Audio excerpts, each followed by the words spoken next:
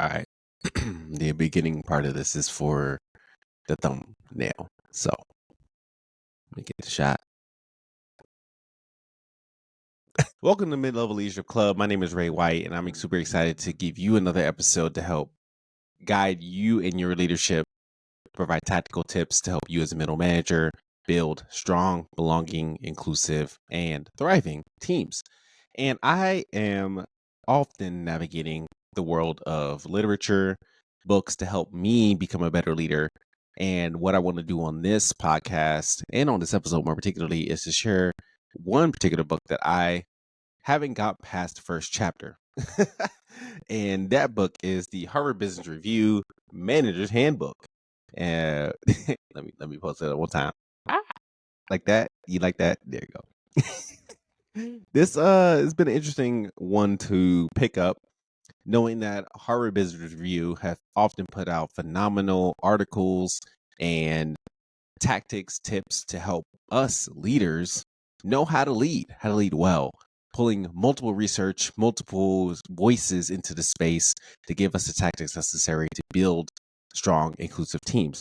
And so this book is a comprehensive one with literally 17 different skills and tactics to help you as a leader. So I suggest you pick that up. I'll drop that link in the show notes so you can read that. But the first chapter really has gripped me as a leader because it talks about the transition of leadership and how often when people move into leadership role, they're often coming from a position of becoming new to leadership or becoming a peer to now supervising their peers. And it gets weird, it gets awkward, and you don't know what to do. It's just become a whole thing, which I probably will drop an episode about the transition to become peer to manager and how that could play a role in your own mindset, but also how to navigate that world well and not see it as a hindrance to your ability to lead and build strong cultures.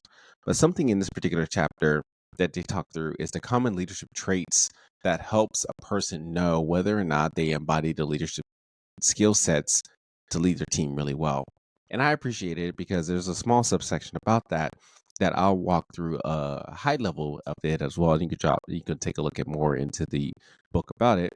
But it just talks about how leadership is more than a title, but is a lot of the mindset, the skill sets, and the perspectives that you have into leading this team and leading this world. And too often we see people who have the title of manager, director, CEO, president, whatever, as the leader. And while, yes, they have a positional aspect to that, which actually I had an episode that talks quite a bit about social power in the world, in the way that social power can take a role in your ability to create influence in the workplace, which you can find that here, and I'll drop that in the show notes as well. But anybody could be a leader. Anybody has the power to possess leadership in their community, organization, culture, but it has to do with the way that you see yourself and the types of traits that you embody. So when Harvard Business Review talks about some traits, which I'll walk through a little bit of that here, these are the things that you want to be mindful of when you talk about leadership in the way that what you have when it comes to leading other teams.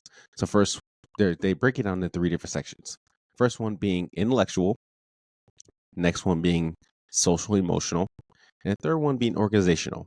So those are the 3 categories. And within each one, I'll probably highlight 1 or 2 that I find really impactful when it comes to your leadership and share some stories that way. So in the intellectual space, the one that really points out to me is being comfortable in ambiguity.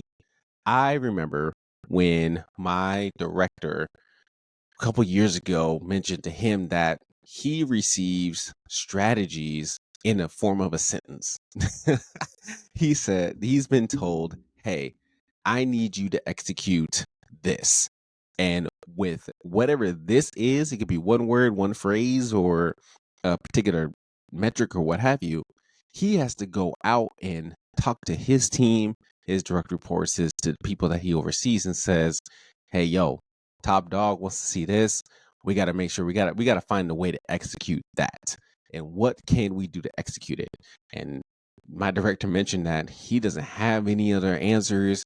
he honestly can't go to them that say, "What do you mean by that?" Which he probably could, but he didn't have much to work off of. He had to literally go off of whatever they said they wanted to execute and be able to articulate that to his direct reports to execute that. So ambiguity is one of the ways that we as leaders have to navigate through and be comfortable with it to an extent.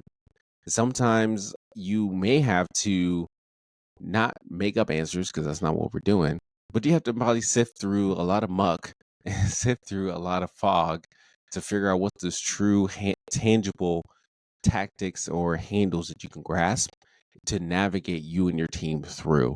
And that type of ambiguity is something that is hard to navigate, but you can do. And some of the questions that they ask here is, how can you operate in uncertain environments with few dependable guideposts, and can you adapt to change well? So being able to know how to navigate yourself through change and help navigate other people through change. It's a proper leadership tactic that we all got to navigate, and especially the middle manager, when you are giving minimal information to lead other people to execute at a high level. So I felt that was a really good leadership trait. So what does it look like for you to navigate through ambiguity? How well do you navigate through ambiguity? And what can you do to support yourself through that? It's some common questions you need to ask yourself. In the social emotional space, one thing that I found was a really important leadership trait here is self-awareness. I'm a big component of self-awareness, big component of self-reflection. If you follow my other podcast on the Michael Ray White, I talk quite a bit about that there. But self-reflection provides a key area to understand, to know, what do you think, feel, embody, experience? Because how you show up is how you show up. And how you show up impacts other people around you. So if you are able to understand yourself truly well, then you can understand how you can navigate the world better and also help other people navigate themselves well in the sense of ambiguity, right? So being able to know who you are is key in that space. And the questions that they have here is, do you pay attention to how your behaviors affects others? If we want to model the way, which the Leadership Challenge is a good book that talks about what does it look like to model the way for your values to live out through your behaviors and actions. If you want to model the way for a positive work environment, for a inclusive workspace, for a high impactful, empowering team, you got to be able to know what are the aspects, characteristics that make you that person, and showcase that through your behaviors and actions. So that's why you got to know yourself. You got to know yourself really well. What works, what doesn't work, and then be able to know how to navigate with others, what works and doesn't work too. So self-awareness is key. You got to know that well. The third section that they talk about in the common leadership traits of this Harvard Business Review book is organizational. And the particular aspect that I want to highlight here is collaborative. Do you work well and frequently with your boss, your peers, and your team members to deliver outstanding collective results? Middle managers are a very unique role in most teams and institutions.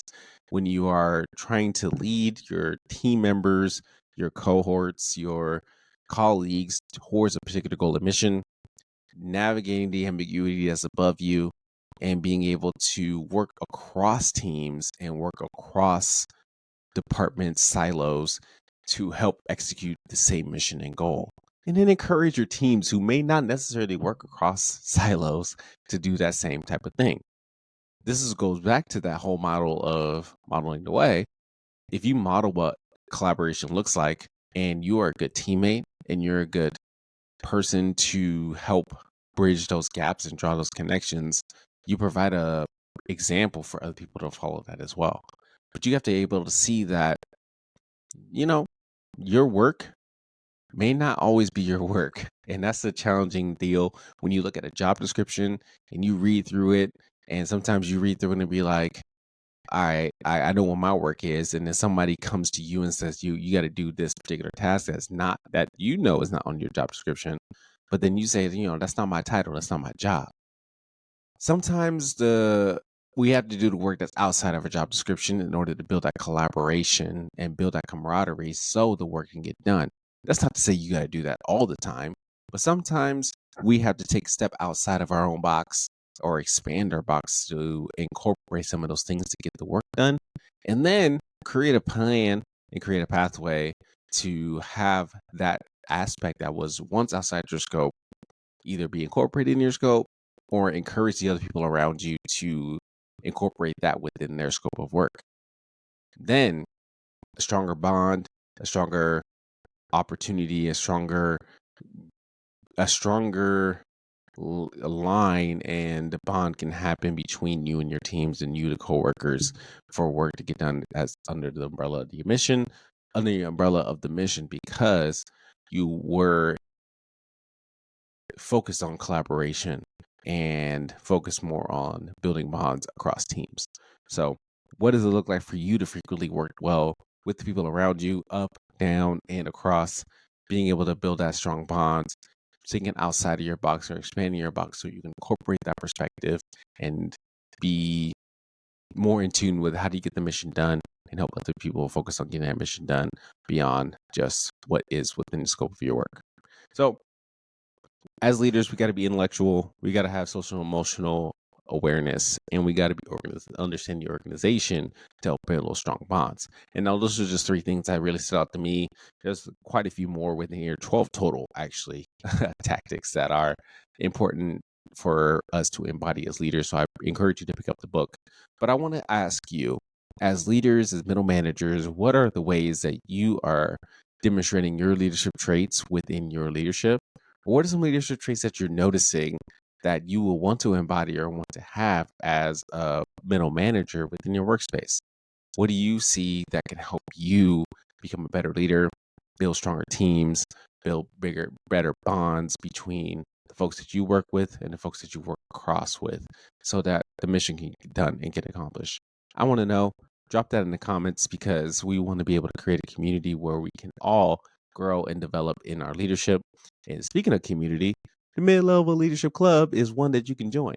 So in the show notes, you can find a link to just sign up for our newsletter and be on the lookout for any opportunities and events that come across that will help extend an invitation to you to be a part of this space where we are strengthening our leadership as middle managers and dive into some of these tactics and traits, understand what are some ways that we can become better leaders for our teams, for ourselves, and not only be good at middle management, but be able to be the leaders poised to lead these organizations and be executives one day within our spaces as well. So tap the link in below to sign up for that newsletter, then be a part of that club. And I would love to hear from you about this space. Continue to be a strong leader for you and your organization, your teams. And I'll holler at you soon. Peace.